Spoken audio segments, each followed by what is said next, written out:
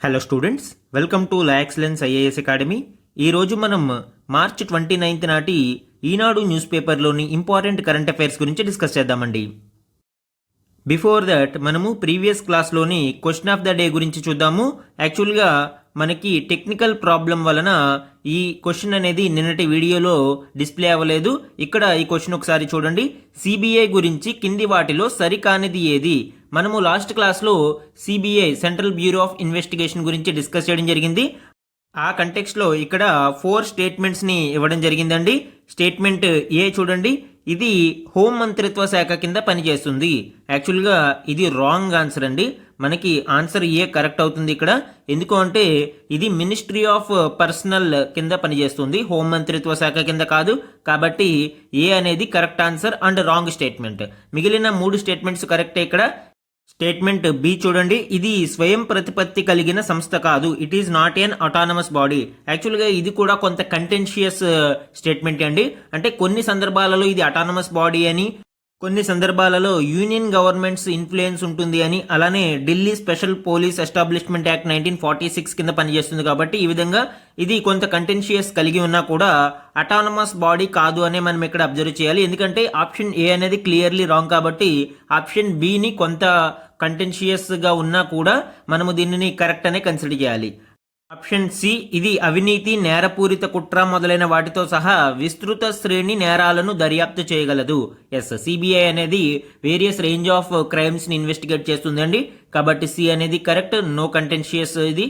అలానే option D, ఇది Delhi special police establishment act 1946 నుండి దాని అధికారాన్ని పొందింది. ఎస్, దీనికి స్టాట్యూటరీ బ్యాకింగ్ అంటూ లేదు.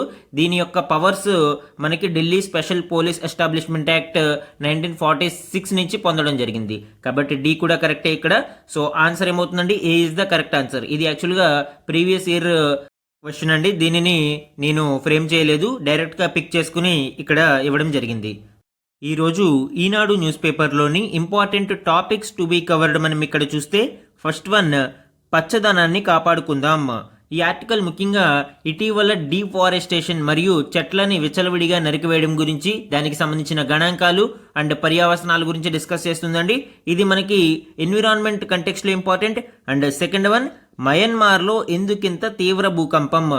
మయన్మార్లో సంభవించిన తీవ్ర భూకంపం గురించి, దానికి గల కారణాల గురించి ఈ ఆర్టికల్లో మెన్షన్ చేయడం జరిగిందండి. ఇది మనకి disaster management and geography point of వ్యూలో ఇంపార్టెంట్. థర్డ్ వన్, అభిప్రాయాన్ని వెలిబుచ్చే హక్కును గౌరవించాలి. ఆర్టికల్ 19 క్లాజ్ 1 గురించి ఈ ఆర్టికల్ డిస్కస్ చేస్తుంది అండి. Right to speech and freedom of expression గురించి ఇది డిస్కస్ చేస్తుంది. ఇది పాలిటీలో ఇంపార్టెంట్. ఫోర్త్ వన్, కృత్రిమ మేధ యాప్లన్నీ సురక్షితం కాదు. కృత్రిమ మేధ ఆర్టిఫిషియల్ ఇంటెలిజెన్స్కి సంబంధించి యాప్లన్నీ అంత సేఫ్ కాదు అని సెట్ ఇన్ సంస్థ తెలియజేస్తుంది. ఇది సైన్స్ అండ్ టెక్నాలజీలో సైబర్ సెక్యూరిటీలో important. And fifth one, April ఫిబ్రవరిలో ద్రవ్యలోటు 13,46,852 కోట్లు. సో ఇది మనకి ఫిస్కల్ డెఫిసిట్ ఎకానమీ కంటెక్స్ట్లో ఇంపార్టెంట్. ఇవే కాకుండా ఈరోజు ఈనాడు న్యూస్ పేపర్లోని అదర్ ఇంపార్టెంట్ కరెంట్ అఫైర్స్ని గురించి కూడా డిస్కస్ చేద్దామండి. ఈరోజు మన ఫస్ట్ ఆర్టికల్ చూడండి, పచ్చదనాన్ని కాపాడుకుందాం. ఈ ఆర్టికల్లో ముఖ్యంగా డిఫారెస్టేషన్ గురించి, అలానే రీసెంట్ ఎన్విరాన్మెంటల్ చేంజెస్ గురించి డిస్కస్ చేయడం జరిగింది. ఇందులో డిఫారెస్టేషన్ అండ్ ప్రజెంట్ గణాంకాలు, ఏ విధంగా మనకి చెట్ల సంఖ్య రోజు రోజుకి తగ్గిపోతుంది, and India's forest and tree cover according to ISFR report గురించి, and balance between environment and development, పర్యావరణానికి మరియు అభివృద్ధికి మధ్య సమతుల్యాన్ని ఎలా పాటించాలి అనేది, అండ్ దీనికి సంబంధించి తీసుకోవాల్సిన జాగ్రత్తల గురించి ఈ ఆర్టికల్లో డిస్కస్ చేయడం జరిగిందండి. దీనికి సంబంధించిన ఇంపార్టెంట్ డీటెయిల్స్ ఇప్పుడు డిస్కస్ చేద్దాం. మనకి వేసవికాలం రాకుండానే రోజు రోజుకి ఎండల తీవ్రత పెరిగిపోతూ ఉంది. దీనికి ముఖ్యంగా వాతావరణ మార్పులు కారణం. ముఖ్యంగా డిఫారెస్టేషన్ మరియు చెట్లని విచ్చలవిడిగా నరికివేయడం కారణంగా ఈ వాతావరణ మార్పులు తీవ్రమై రోజు రోజుకి ఈ పర్యావరణ పరిస్థితులు దిగజారుతున్నాయండి. ఇటీవలి కొన్ని గణాంకాలను మనం పరిశీలిస్తే, ఒక అధ్యయనం ప్రకారం 2018 నుంచి 2022 మధ్య ఇండియాలోని పంట పొలాల దగ్గర 1/2 కోటికి పైగా భారీ వృక్షాలు నేలమట్టమయ్యాయి. అలానే అధికారిక లెక్కల మేరకు నిర్మాణం, మౌలిక వసతుల ప్రాజెక్టులకు 2020-21లోనే దేశవ్యాప్తంగా దాదాపు 31 లక్షల చెట్లు బలయ్యాయి. అంటే అభివృద్ధి పేరిట విచ్చలవిడిగా పర్యావరణ విధ్వంసం మరియు చెట్లను నరికివేత ఇక్కడ చూడవచ్చు. అండ్ గడిచిన 7.5 దశాబ్దాలలో 50 లక్షల హెక్టార్లకు పైగా అటవీ భూములు ఇతర ప్రయోజనాలకు మళ్లిపోయాయి. దీనివల్ల ఏం జరుగుతుందండి? క్రమేపీ ఈ అటవీ విస్తీర్ణం తగ్గిపోవడం వలన పర్యావరణ సమస్యలు అధికమవుతూ ఉంటాయి. ఏ దేశంలోనైనా అటవీ విస్తీర్ణం సుమారు 1/3వ వంతు ఉండాలి. అయితే భారతదేశంలో అది 4వ వంతుకే పరిమితమైంది. Recent ISFR India state of forest report 2023 గణాంకాల్ని పరిశీలిస్తే భారతదేశంలో అటవీ విస్తీర్ణం మొత్తం 25.17% ఉంది.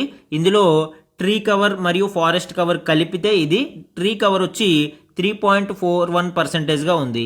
అండ్ మొత్తం 33% దాటిన రాష్ట్రాలు మరియు కేంద్రపాలిత ప్రాంతాలు 19 మాత్రమే ఉన్నాయండి భారతదేశంలో. మిగిలిన అన్నీ కూడా 33% బిలోగానే, అంటే 1/3 బిలోగానే ఉన్నాయి. కేవలం మనకి 25.17% అటవీ విస్తీర్ణం ఉంది.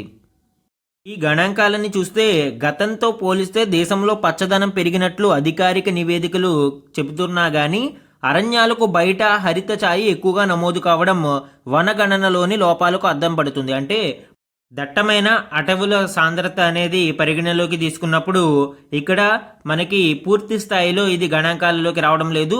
బయట అడవుల బయట ఉండే చెట్ల విస్తీర్ణంని కూడా కన్సిడర్ చేసుకుని మనము ఈ అటవీ విస్తీర్ణాన్ని లెక్కిస్తున్నాము. కాబట్టి ఇది వనగణనలోని కొన్ని లోపాలకు దారితీస్తుంది. అలానే జీవ వైవిధ్యానికి నెలవులైన పశ్చిమ కనుమలు, ఈశాన్య భారతంలో అడవులు తరిగిపోవడం దిగ్భ్రాంతపరుస్తుంది. అయితే ఈ వాతావరణ మార్పులను మనము నిలువరించాలి, అరికట్టాలి అంటే కీకారణ్యాలు, ఈ దట్టమైన అడవులని కాపాడుకోవాల్సిన అవసరం ఎంతైనా ఉంది.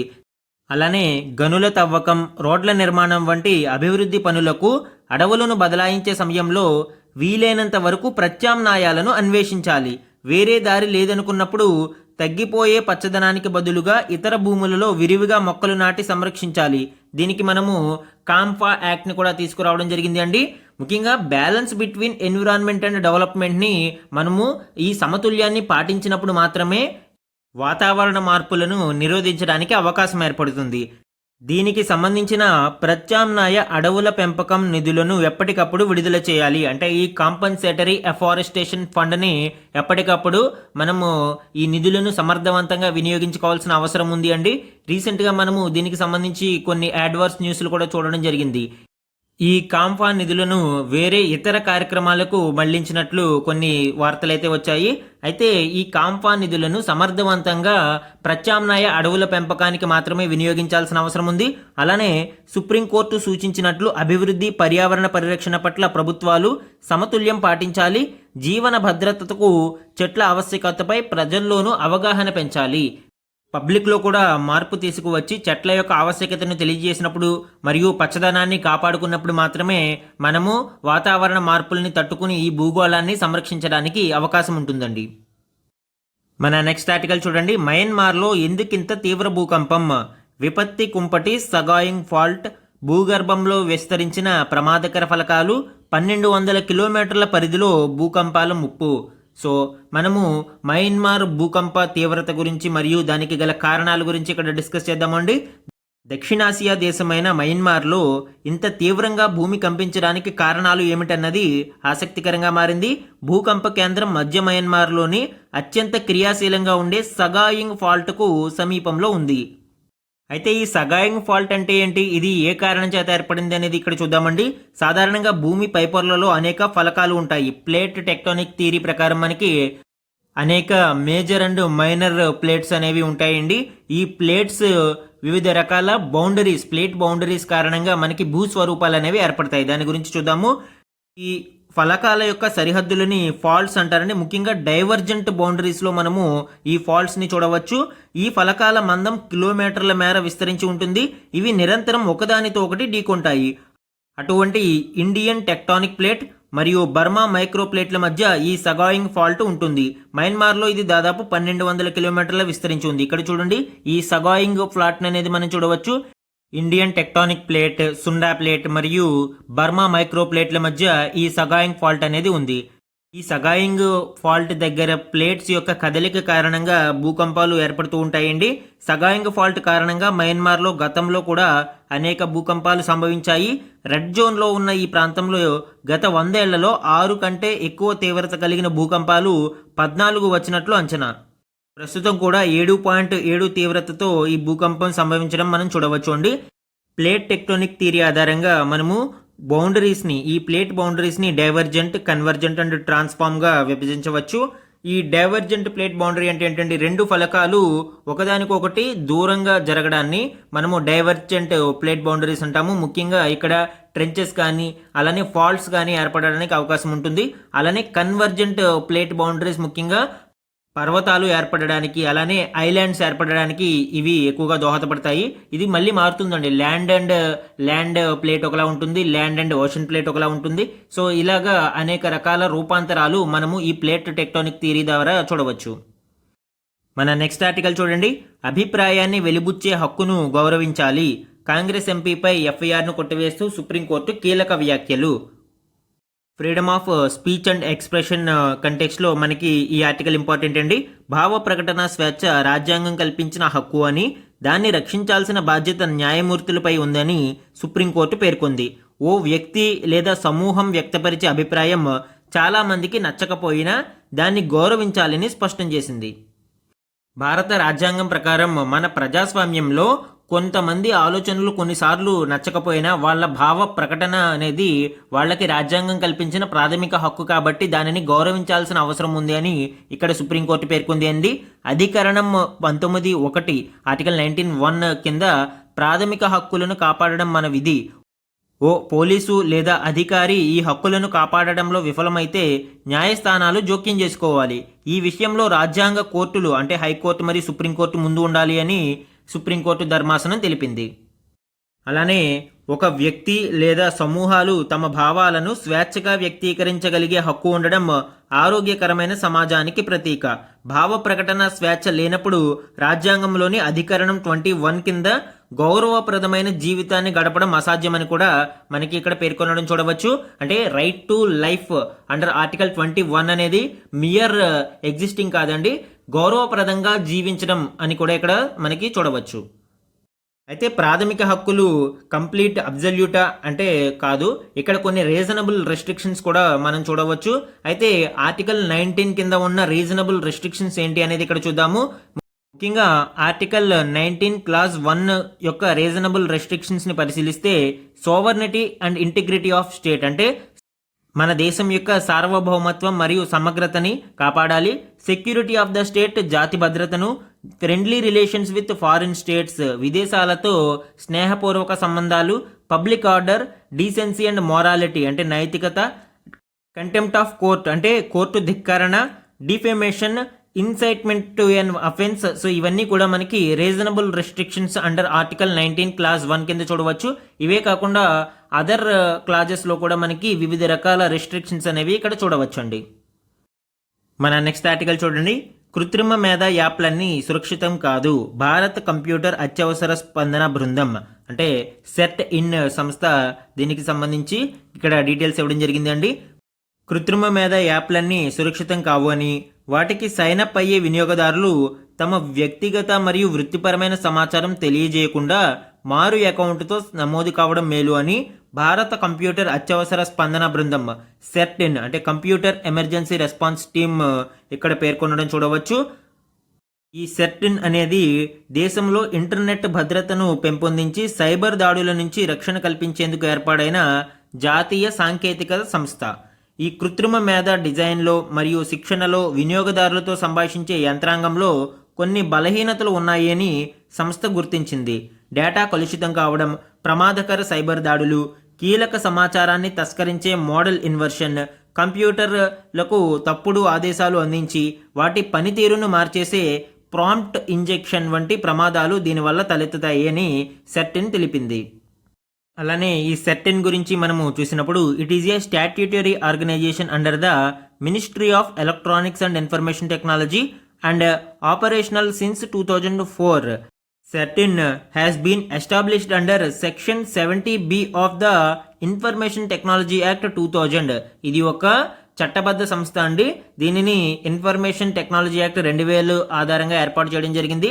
దేశంలో సైబర్ భద్రతను పెంపొందించడం కోసం ఏర్పాటు చేసిన సంస్థ ఇది. 2004 నుంచి ఇది వర్క్ చేస్తుంది. మన నెక్స్ట్ ఆర్టికల్ చూడండి. ఏప్రిల్ ఫిబ్రవరిలో ద్రవ్యలోటు 13,46,852 కోట్లు. బడ్జెట్ లక్ష్యంలో 55.80% ఇక్కడ ఇవ్వడం జరిగిందండి.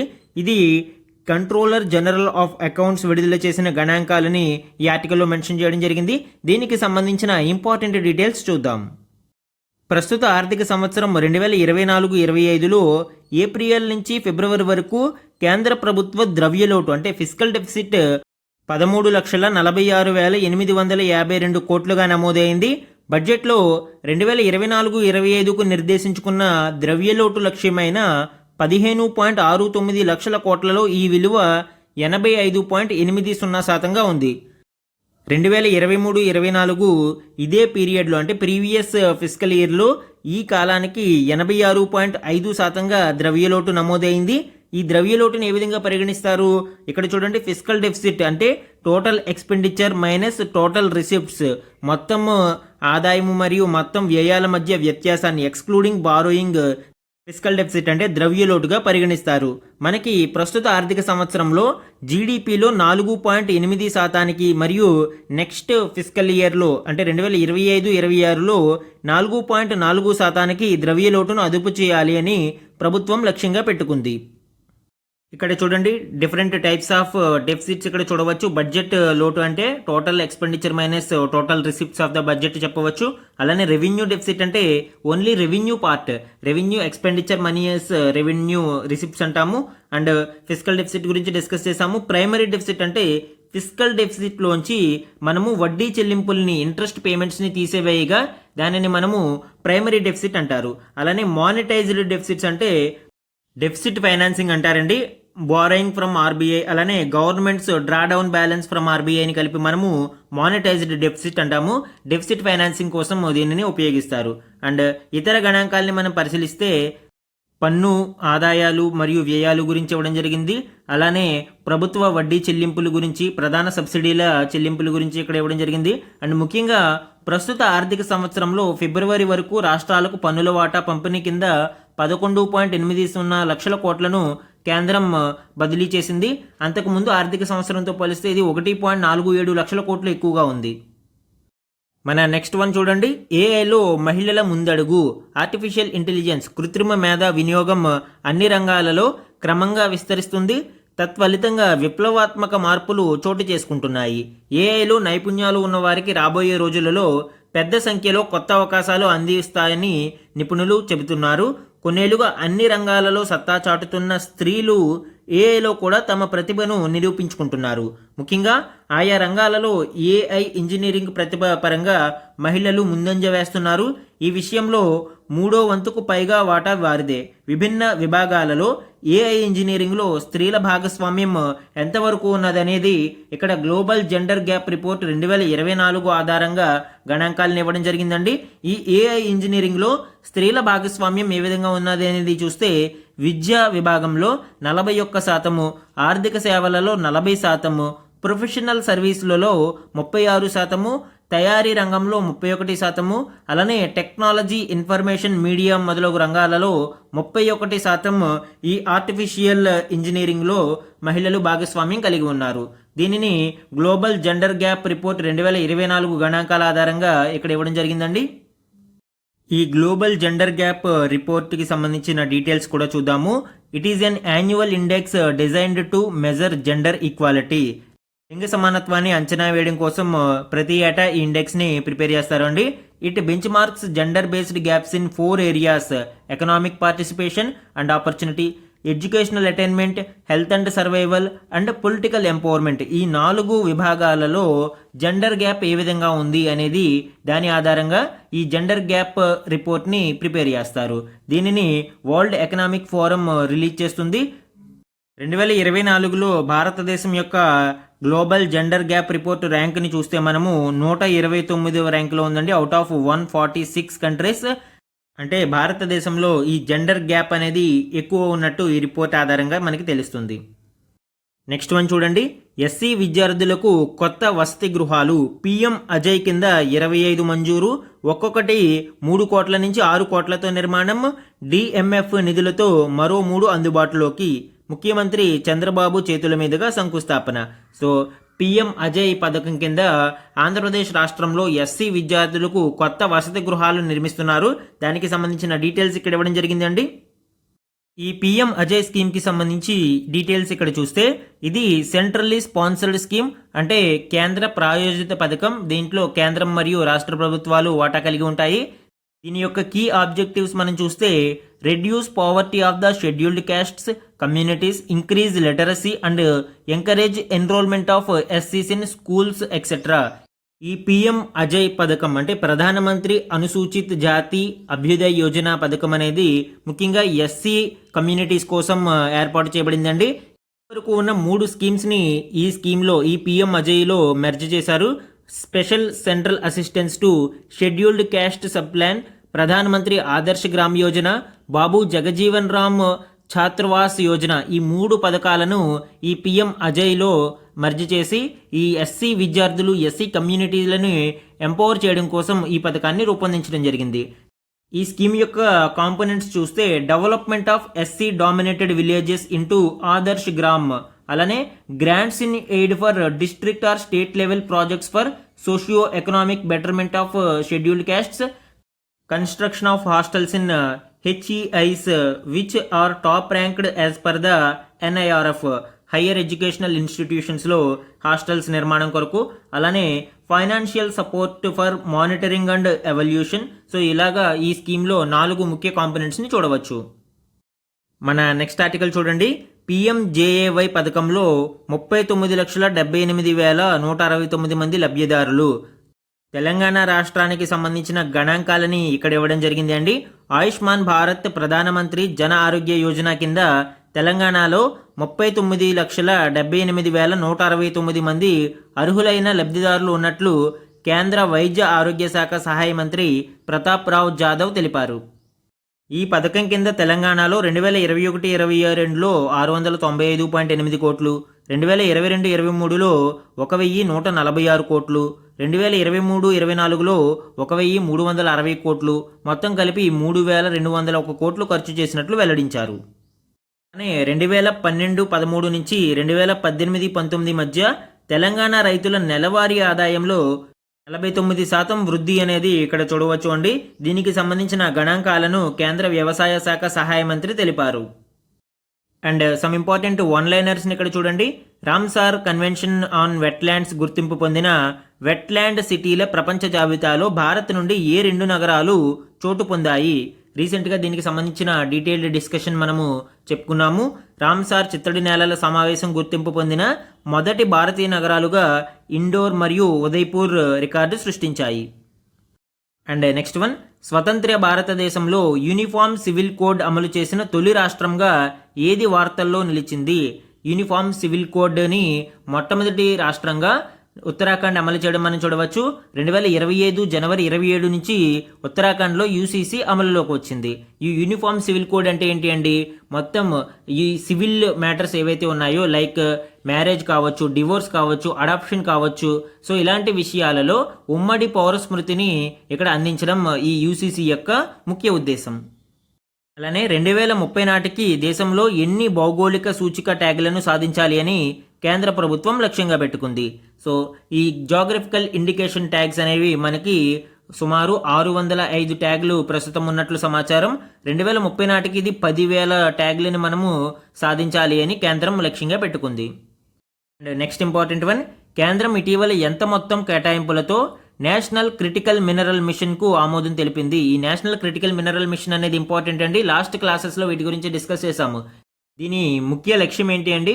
అధునాతన సాంకేతికతలు, రక్షణ ఉత్పత్తుల తయారీకి అవసరమైన ఖనిజాలను పెరుగుతున్న డిమాండ్ను తీర్చడమే లక్ష్యంగా ఈ మిషన్ను కేంద్ర ప్రభుత్వం ప్రారంభించింది. ఏదైతే క్రిటికల్ మినరల్స్ అనేవి చాలా కీలకమండి. ముఖ్యంగా మనకి ఎలక్ట్రానిక్స్లో కావచ్చు, రక్షణపరమైన సాంకేతికతలలో ఈ క్రిటికల్ మినరల్స్ అనేవి ఉపయోగపడతాయి. దీని కోసం మనము ముఖ్యంగా చైనా వంటి దేశాల మీద ఆధారపడి ఉన్నాము. అయితే భారతదేశం ఈ క్రిటికల్ మినరల్స్లో సెల్ఫ్ సఫిషియన్సీని సాధించడం కోసం ఈ నేషనల్ క్రిటికల్ మినరల్ మిషన్ని ప్రారంభించింది. దీనికోసం 16,300 కోట్ల రూపాయలను కేటాయించడం జరిగింది. ఈరోజు మన క్వశ్చన్ ఆఫ్ ద డే గురించి చూడండి. గ్లోబల్ జెండర్ గ్యాప్ రిపోర్ట్ 2024కు సంబంధించి ఈ క్రింది ప్రకటనలను పరిగణించండి. సో ఈరోజు మనము ఈ గ్లోబల్ జెండర్ గ్యాప్ రిపోర్ట్ 2024కి సంబంధించిన ఇంపార్టెంట్ డీటెయిల్స్ డిస్కస్ చేయడం జరిగింది. ఆ కంటెక్స్ట్లో 3 స్టేట్మెంట్స్ని ఇక్కడ ఫ్రేమ్ చేసి ఇవ్వడం జరిగిందండి. దీనికి సంబంధించిన కరెక్ట్ ఆన్సర్ని కామెంట్ సెక్షన్లో కామెంట్ చేయండి. ఇవి ఈరోజు ఈనాడు న్యూస్ పేపర్లోని ఇంపార్టెంట్ కరెంట్ అఫైర్స్ మీద డైలీ అనాలిసిస్ అండి. Thank you for watching.